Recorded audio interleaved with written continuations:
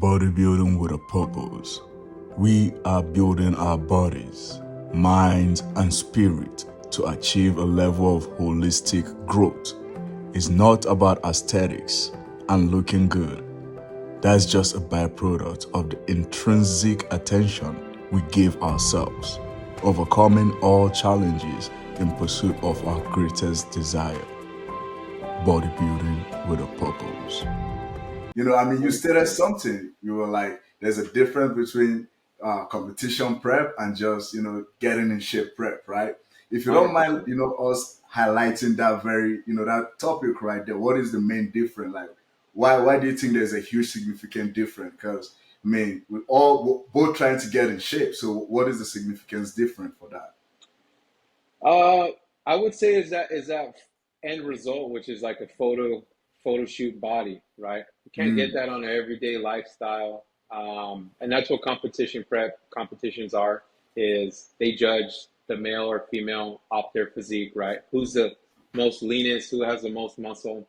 And to get that, you have to really overexert yourself daily. 1, 2 hours of cardio. You're eating the same exact meals every single day until there's adjustment. Meals 1 through 6, or however you lay it out for the competitor. It yeah. doesn't change. It's not like, hey, today I had eggs in the morning. Tomorrow I'm going to have cottage cheese. Like, I don't run macro based preps. I do, this is meal one. This is meal 2, 3, 4, 5, and 6. That's what you eat every day. Here are your seasoning and sauce options. Here's your Mm-hmm. drink options, and that's it. There's no, can I have this? Can I have that? No, they know. I make it clear on the email and my initial phone call that if it's not on my email, you're not having it. So that's it. And so Oh, wow. the difference with somebody that's trying to get healthy and in shape, it's not as exaggerated. You know what I mean? The nutrition Yes. is okay. Here are the guidelines. There's no guidelines in bodybuilding competitions. Now, Mm, in a healthy lifestyle, there's guidelines like, hey, don't go past this many carbs, don't go past this many fats, at least hit your protein goals. And every week or two, have a cheat meal, have that balance. There's no balance in bodybuilding competition, zero balance. It's you in the gym and very little time you have left over. You're with your significant other or your family. There's no yes. other like, hey, I'm going out. I have some competitors that I let, they'll go out to the movies or whatnot, and you best believe that their meal preps are in a lunchbox and they're bringing it inside the movies or bringing it inside the restaurants. There's no Yes. like, well, hey, coach, they have chicken Let me and substitute and it for steak here. something. Let me at this restaurant. I'm like, well, that's great. Like, you're not going to eat it. Bring your meal Yes. prep. I've brought it in endless. I can't even tell you how many meals that I've brought it in. Um, Meal preps into nice restaurants. Wow. It's been my anniversary with my girl. It's been my birthday. It's been countless birthdays, countless holidays that I've done it for.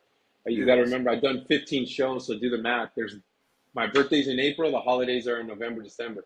At one Oh, point, wow. I was dieting through these family functions. Yes. So now with the holidays, it's different. So here's the difference. I let my clients enjoy the holiday season. We Mm-hmm. earn it. Don't get me wrong. That's one thing. We'll earn the healthy lifestyle, and then we Yes. let loose. We have cheat meals every 1 or 2 weeks, and we enjoy ourselves. And if it's your birthday, you have a cheat meal. Even if you had a cheat meal 2 days ago, if your birthday's 3 days later, you have a cheat meal, but you earned it. Now that's the difference with competition prep. There's no slacking in competition prep. I'm Yes. completely different with my competitors than if you're an online client or an in-person client. I'm still strict and disciplined on them, but more motivating. And even with my competitors, we'll have some softer moments, but they're I can't even count on one hand how many times I'll have like a nice moment with the competitor. It's more like, good job, on to the next meal. Good job, on to the next meal. Or cardio's done, good job. Yes. Some of them will be like, "Hey, coach, I'm out somewhere. I brought my meal to a family party," and I'll tell them, "What do you want? A sticker or a cookie for that?" Like, so A high what? five. Yeah. So, but I know to them, they're proud of themselves, and I'll Yes. don't get me wrong. I have very proud moments with my competitors, but it's Yes. Yes. usually at the end of the show. Then we Mm-hmm. have our moment, win or lose. Um, then we go eat. I take them to eat, whether it's in the schedule for both of us. If I'm out of town at a show or whatever, Yes. then we celebrate together. Um, But yeah, that's the difference, 100%. No, thank you very much for that. And even like you say, after the show, you take them out to celebrate. I saw what you did with Hugo down in San Francisco. I saw that Oh man man, down, down in his that guy. food, but he We went. deserved it though. That was good. Oh yeah, I know. Hugo's journey was a special one for me as a coach. Yes. I was working with him for about 2 years, and we fell Wow. short about, I think it was 4 times, second place, runner up, second place. And so it was tough. So we actually flew out to San Francisco. Though it was 2 weeks after the Ironman. He fell Hmm. short, runner up again for his pro card. And he Wow. wanted to do Colorado the week after, and it got canceled. Fortunately, because I was like, man, this guy wants to, I'm his coach. I'm going to back him up. And so he did the next show 2 weeks after, San Francisco. So Yes. we booked our flights last second. Just me and Yes. him went up there. Literally, we flew out there, landed, went to check-ins, went to our hotel, woke up, competed, won, drove back to the airport, and then flew back home at midnight. Yes. So, Wow. That was busy but yeah, weekend when I right took there. him to eat, I was like, I got it, whatever you want. And Hmm. yeah, whatever you want is exactly what he got. The Well, he tab got it. was, oh man, Yes. the tab was crazy. And I was like, he had pizza, wings, steaks, Yes. macaroni I and seen the cheese, picture. I seen everything. dessert. I was like, and he ate it all. Like, I Yes. couldn't believe it. That guy, I've never Yes. seen anybody eat as much as he did. But So yeah, it was well earned and it was great. no, that was good. I mean, well deserved, right? And this leads me to the next question I'm about to ask, right? So when it comes to the mental aspect of coaching, right, especially your athletes that are getting ready to step on stage, right? For the mental aspect, how do you coach them to manage their expectations, right? Like you said, it's been 2 years coming along for Hugo, and then finally, right, he gets to that point.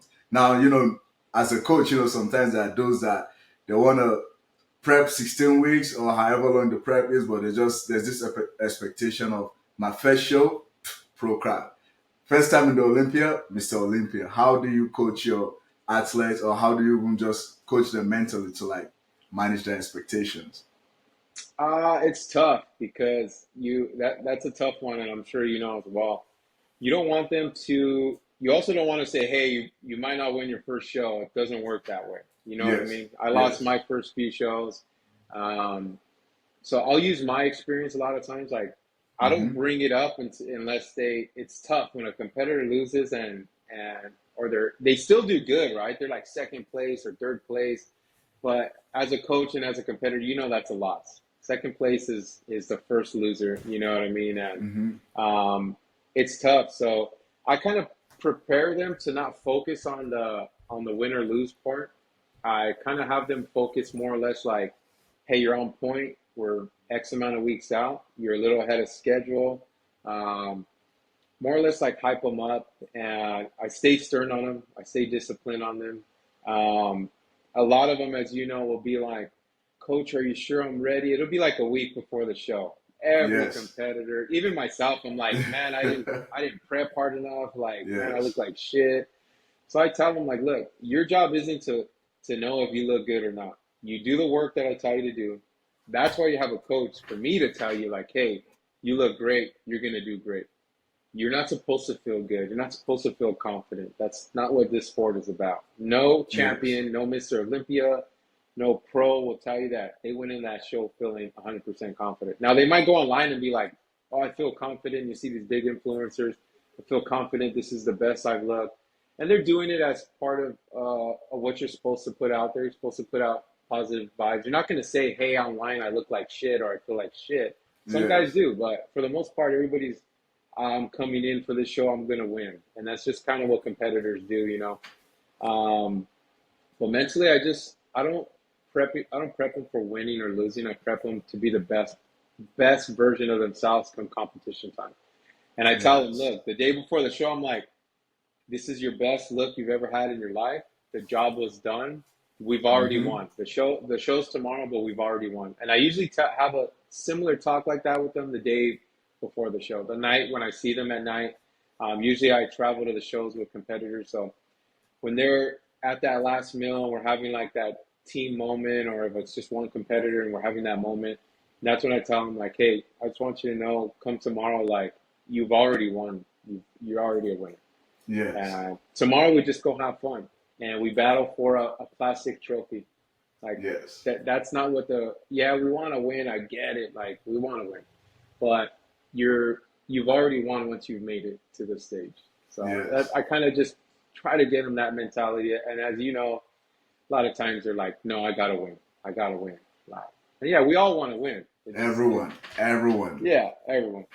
Yes, no, thank you very much for that. Like you said, right? It is that's why we call it bodybuilding with a purpose because it is just more than oh, let me get on stage, get the silverware, right? Like you said, you look better than you ever look in your life right now compared to 6 months ago or even 16 weeks when you started this journey, right? Exactly, And and that exactly. that that is all that matters, man. So you said you were actively there was a point where you were actively coaching and then you were actively competing, right?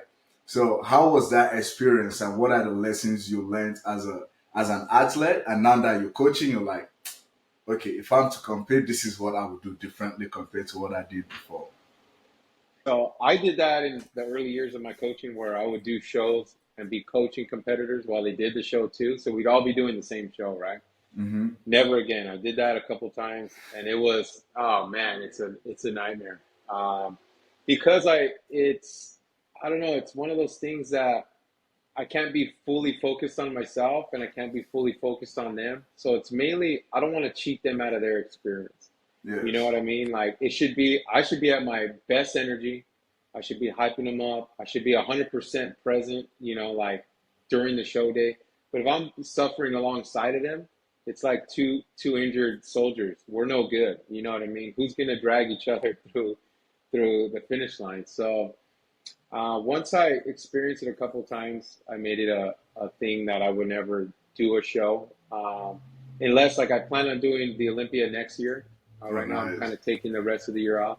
So I know next year I'll even have to battle some of my pro guys as well. Um, that's something I'd be excited for. And I even tell them now, like my I probably have like 1 or 2 years of competing left in me. Mm.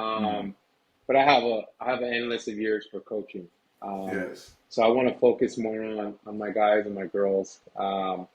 But yeah, now I make sure, like for example, I did the Ironman last year. I made sure I had no competitors do that. So I had a couple that were like, "Hey, I'm considering the Ironman." I'm like, "Well, you're not going to do the Ironman because I'm doing Ironman, and I just can't have I want to be 100% with them as a coach. And me doing Ironman and you doing Ironman, now I'm a 50% coach. That's unfair. You're putting your whole life on pause for me to be 50%. Mm-hmm. It's not worth it for both of us. Yes. I just feel like they're cheated out on that. So, and I see you guys do it. You guys will compete and have athletes, but also you guys are coaching together. I don't have anybody. I've thought over the years to try to get an assistant. It's just tough. It's tough to Yes. get Yes. somebody that can do it with you. And so that's why I don't take big teams. The most I'll take is like, I try not to go past five to a competition. I've done Yes. 6 or 7 last year and this year, but try to keep it at five and under. That Mm-hmm. way I can give everybody their same attention, and it's just less stressful for me. Yes.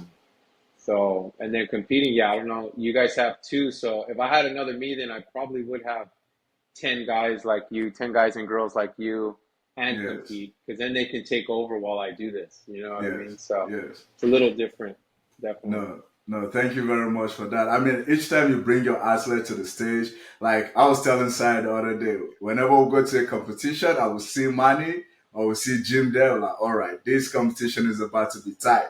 Because again, there's Yeah, the fun of it, like knowing you bring in your best athletes, everyone is bringing their best athletes, and it's just may the judge decide who wins, right?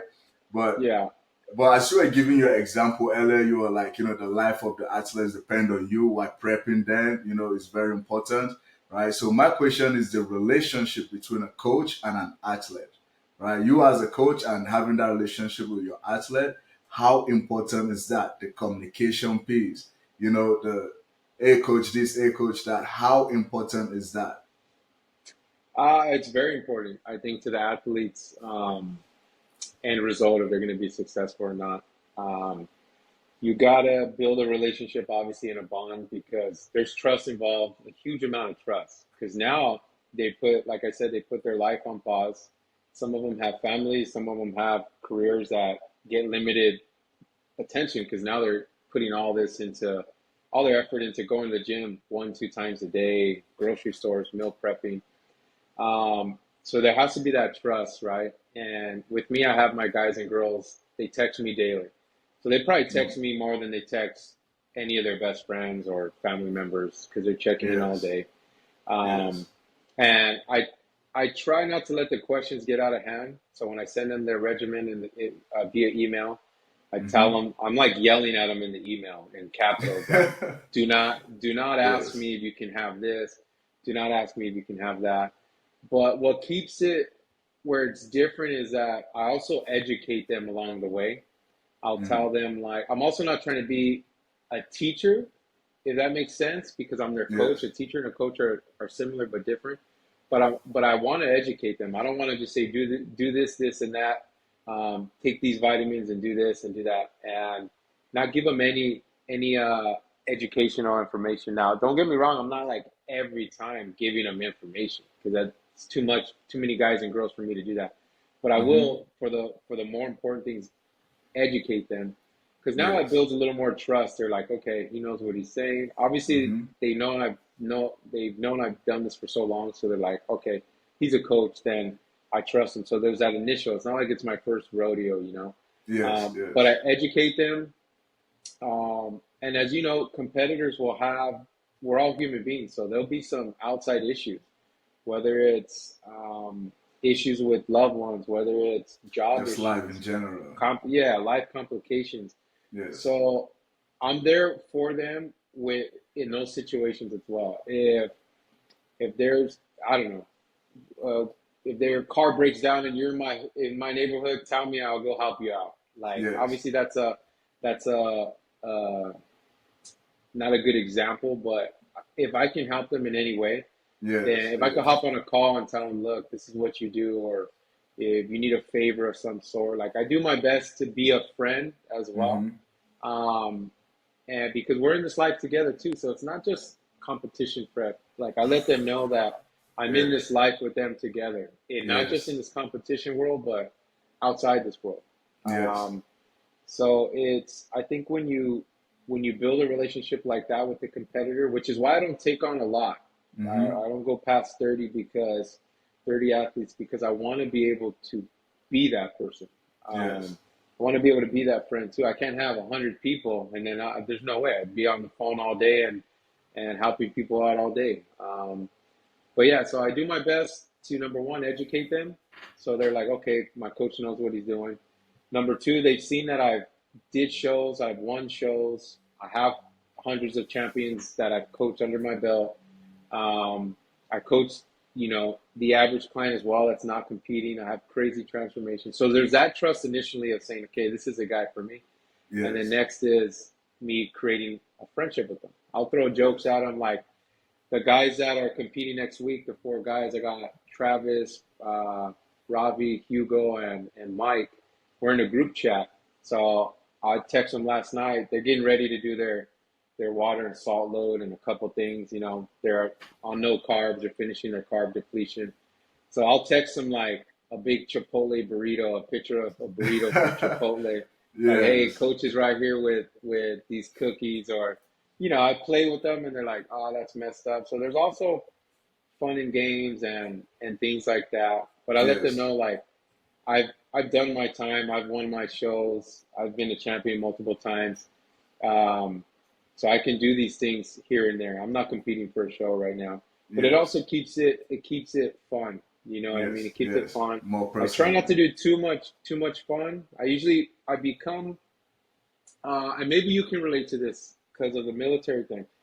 Like, when you're done with like some type of camp, you know how you guys have it a long period of time. Like, when I went to the police academy, towards the end of it, they were Mm-hmm. becoming nicer to us Yeah. before we Yes. graduated. Is that So yes? I do that same thing with competitors. The last few weeks, Uh-huh. I start more nice. I'm cracking jokes, and Yes.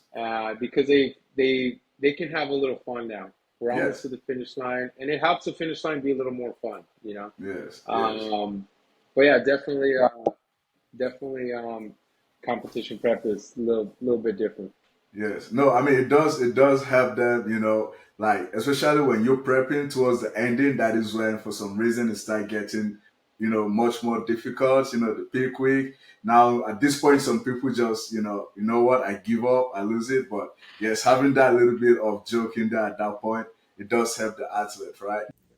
Thank you so much for watching our videos. If you have any questions about the topic that was discussed today, or you have topic suggestions, don't be shy. Comment down below. Let us know.